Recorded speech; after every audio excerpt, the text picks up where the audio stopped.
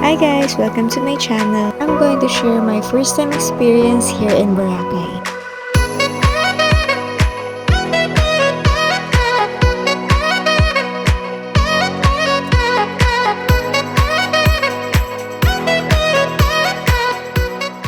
This is also my first time to travel sa labas ng Luzon and also first time ko din sumakay ng airplane. Kaya sobrang memorable talaga nitong naging bakasyon namin. March lang kami pumunta ng Boracay and we book our ticket through AirAsia app. Yung na-avail namin na round trip ticket is nasa 2,600 plus. And nag-book lang kami last week of January.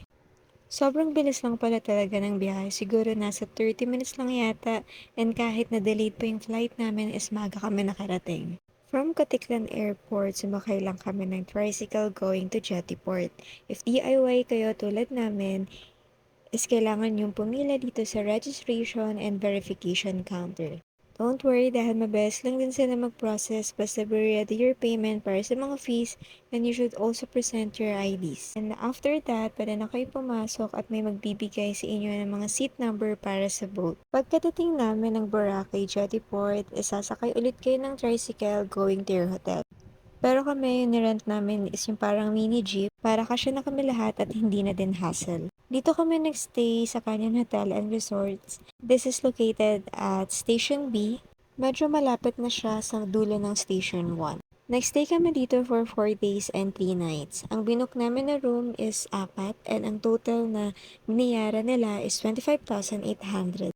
And thank you so much sa nag-sponsor ng aming accommodation. Maganda yung buong hotel, malinis yung rooms, tahimik, at for sure, mararelax kayo dito after nyong mamasyal at mag-beach.